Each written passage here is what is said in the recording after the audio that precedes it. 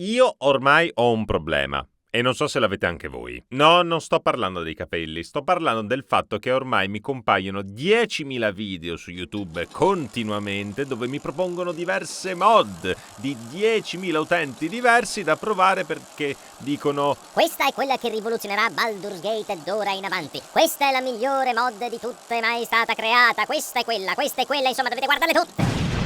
ok, stiamo esagerando, è ovvio che sono felice vedere soprattutto la passione che la gente ci mette nel creare qualcosa di nuovo per questa grandissima opera. D'altronde era anche un po' l'idea di Larian, no? Quello di lasciare alla community i mezzi e le disponibilità per riuscire ad espandere ancora di più il mondo di Baldur's Gate. Quindi mi sono messo a guardare ogni singolo video, ad analizzare ogni singolo progetto per trovare la chicca che scombussolerà completamente il gioco e non solo l'ho trovata. Probabilmente ci potrei anche essere dentro, sempre che non vi siano problemi legali. Di cosa sto parlando? Non ve lo dico, prima c'è la sigla.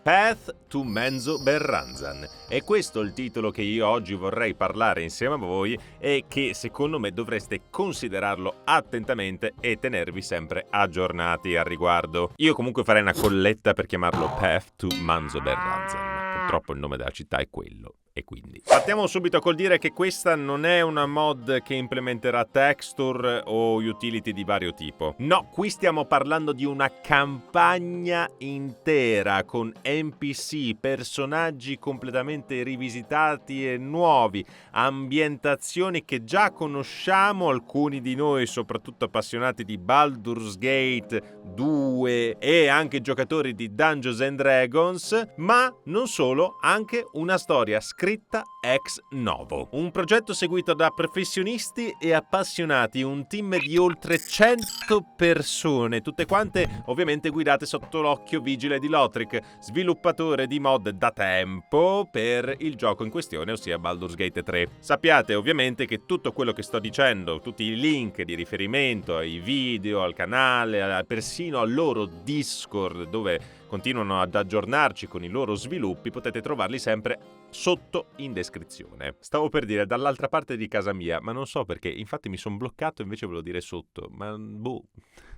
Cosa sto pensando? Alla cena? Andiamo ad analizzare al meglio quindi che cosa consiste questo progetto. Possiamo già intendere, già dal nome stesso, dove verrà ambientata questa storia. Però, prima di parlare di Menzoberranzan, ossia la città più importante della cultura dei Drow, ci terrei invece a raccontarvi qualcos'altro, anche perché ci sono molti più video al riguardo proprio di questa città, ossia Athkatla. Da come potete vedere, infatti, il team sta rilasciando costantemente dei video sullo sviluppo di un'enorme parte della città. E, per chi ha giocato a Baldur's Gate 2, potrebbe averla già riconosciuta. Athkatla è la capitale di Amn ed è una delle città più iconiche sia per la saga, ma anche per il vasto mondo del Forgotten Realms. Una metropoli gigantesca, viva, pericolosa e piena di intrighi politici, dove il denaro determina le scelte politiche e il proprio aspetto sociale. È un luogo appunto pericoloso principalmente perché molti commerci, soprattutto quelli anche illegali come il commercio di schiavi, è permesso, quindi non ci farei proprio una vacanza. Oltre al fatto che vi sono diverse organizzazioni pericolose che in qualche modo le abbiamo viste nella storia del secondo capitolo della saga. E se appunto non conoscete la storia del secondo capitolo di Baldur's Gate, io tempo fa rilasciai un video a riguardo che potrei sempre mettervi qui in alto a... non mi ricordo mai se è sinistra o destra, una di queste due parti. Detto ciò, potete cliccare direttamente il link che comparirà, cliccatelo e scoprite la storia di Baldur's Gate 2 nel caso. E se volete invece un video un po' più dettagliato di Athkatla e comunque della regione di Amn, fatemelo sapere che farò un super quarte per voi. Scrivete soldi! Soldi nei commenti, soldi! La smetto, vabbè. Andiamo avanti. Tornando ai video, non possiamo non notare l'incredibile sforzo nel ricreare Watkins Promenade, un mercato all'aperto che combinava il caos di un'arena sportiva con l'eleganza di un bazar medievale. Ed era proprio qui che il gioco ti lanciava nel vivo dell'avventura, dove le quest si incrociavano, dove incontravi anche personaggi chiave e dove anche compravamo troppe cianfrusaglie piuttosto che salvare il mondo. Da notare anche la cura nella struttura peculiare di questa città, con le sue mura, le sue strade e tutte le sue costruzioni. E per i più nostalgici sembrerebbe anche che stiano ricreando la tenda del circo di Airy. Che ci possa essere una nuova storia che coinvolga lei e Quail? Chi lo sa. Insomma, il livello del dettaglio è molto alto, tanto che ci verrebbe anche da dire se l'Arian ci ha messo lo zampino dentro, ma sembrerebbe di no. Però, è l'unica ambientazione che stanno ricreando? No, stanno anche rifacendo completamente il dungeon di Irenicus, il cattivo principale che vi era appunto nel secondo capitolo, e, come dice anche il titolo, Menzo Berranzan. E per tutti coloro che amano l'Olt, i Drow, Drizzt, le storie dell'Underdark, non potete non conoscere questa città, è importantissima, e sapere che qualcuno vuole ricrearla con l'engine, il sistema appunto di Baldur's Gate 3 è un qualcosa che io quando l'ho saputo mi sono messo un attimo come un fan a guardarlo con le mie stelle negli occhi e a dire sì, lo voglio. E se volete una super quarta anche di questa città che è molto complicata da raccontare e spiegare, fatemelo sapere scrivendo ragni, però già scrivete soldi prima, quindi per mettere confusione anche alla gente che arriverà scrivete ragni che mangiano i soldi! Basta, va bene, devo cercare di essere più serio in questo video, ma non ci riuscirò mai, è vero? No, non ci riuscirò, vabbè. Devo farmi una vacanza. Ovviamente il video non può parlare soltanto di questi aspetti, perché in realtà hanno rilasciato tante considerazioni ai ragazzi, sia delle chicchette ma anche delle possibili problematiche. Andiamo con ordine. Intanto vorrei dirvi che la problematica principale è che ancora non hai messo like a questo video, quindi pertanto vi raccomanderei di farlo, di condividerlo e di seguirmi se vi piacciono i miei video, di seguirmi anche in tutti i miei social che vi lascio sempre delle novità e perché no anche farci un giro sul mio sito internet nel caso vogliate scoprire qualcosa in più della mia persona. Così spulciare. Oltre quindi allo sviluppo, alla ricreazione di questi ambienti immensi, abbiamo anche delle componentistiche in più, ossia dei nuovi compagni d'avventura con le loro quest, con le loro missioni, le loro storie e soprattutto i loro doppiaggi. Dovete sapere infatti che gli NPC e i nostri compagni saranno tutti doppiati. Il che è un'impresa titanica e fatevelo dire da uno del settore, è proprio così, è proprio vero, è veramente difficile. Ci saranno addirittura compagni animali e anch'essi saranno tutti quanti doppiati. Infatti loro stanno praticamente assumendo, o meglio, stanno raccogliendo, il termine più adatto, tantissimi voice actor volontari che vorranno dare anche una piccolissima parte all'interno di questo progetto. Ovviamente faranno un cast e faranno anche dei controlli qualitativi e vi devo dire che all'interno dei voice acting, da quello che ho visto, ci sono anche dei personaggi che sono in qualche modo legati al mondo di Dungeons and Dragons, sia per il lavoro o per social, ma non voglio dire niente anche perché è una questione proprio di privacy, non vengo qua a dirvi i nomi.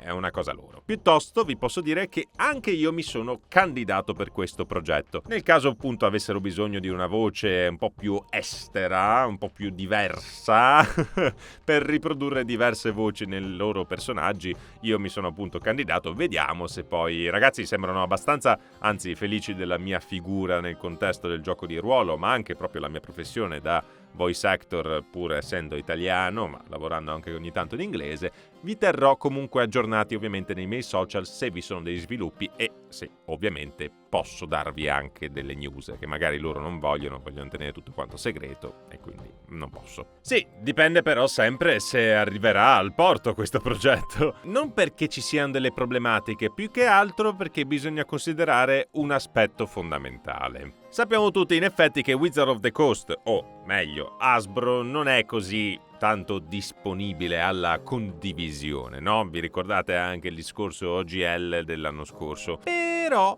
devo dire che in D&D Beyond, o comunque nell'ultimo periodo, vi sono state diverse collaborazioni con D&D, no? Realtà, aziende, anche proprio aziende di giochi di ruolo che si sono messe insieme a D&D a creare anche un supporto per D&D Beyond. Quindi non è detto che, guardando anche magari, o se questo progetto arriverà comunque ai loro occhi, che in realtà vogliono proprio del tutto abbatterlo. Magari hanno imparato dai loro errori, non lo so, questo non lo possiamo sapere, è una risposta che purtroppo arriverà soltanto con il futuro, se effettivamente poi Wizard vorrà mettere i bastoni fra le ruote per questo progetto. C'è da dire che però il team sta ricreando tutto da zero per evitare appunto il copyright. Le musiche, i personaggi, le strutture stanno comunque mettendo sempre una loro chiave personale, sì, basandosi un pochettino su quello che si è già visto in Baldur's Gate 2, ma tralasciando diversi aspetti per appunto non fare un plagio gigantesco. Purtroppo, come già detto, soltanto il tempo ce lo dirà e voi mi chiederete ovviamente, sì, parlando di tempo, quando è che esce? Non abbiamo una data ufficiale del rilascio, ma di sicuro hanno detto che comunque nel 2025 potrebbero lasciare una versione beta da testare, soprattutto quando finiranno la città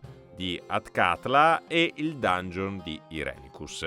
Ovviamente, per rimanere sempre sintonizzati, vi inviterei a seguire direttamente il loro canale YouTube e anche il loro Discord, e se volete dare un supporto maggiore hanno anche una pagina Patreon che, se volete, potete direttamente aiutarli anche con delle piccole donazioni per tutto il lavoro immenso che stanno facendo. Io sono molto felice che ci sia effettivamente così tanta possibilità di espansione, no? Così tanta voglia di creare qualcosa di nuovo per arricchire non solo il mondo di Baldur's Gate, ma la storia di tutto il mondo di Dungeons and Dragons, e questo invoglierà ancora di più le persone a magari anche esplorare altri mondi, altri aspetti, altre zone che ancora non le abbiamo scoperte. Poi chissà, questo team chissà dove arriverà, se effettivamente riusciranno a far tutto. Io spero anche di riuscire a dare voce a qualche personaggio, chi lo sa. Magari ci sarebbero tante cose poi da poter parlare in futuro, e forse un'intervistina, vediamo, è tutto un divenire, sempre se c'è il tempo, sempre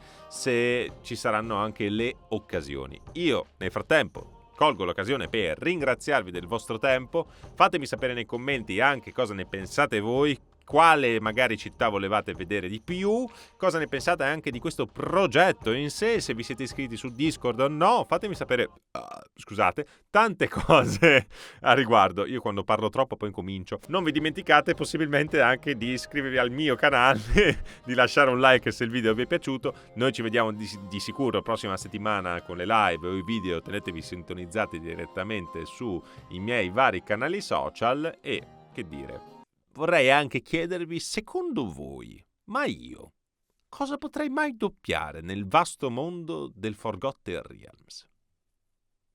Boh?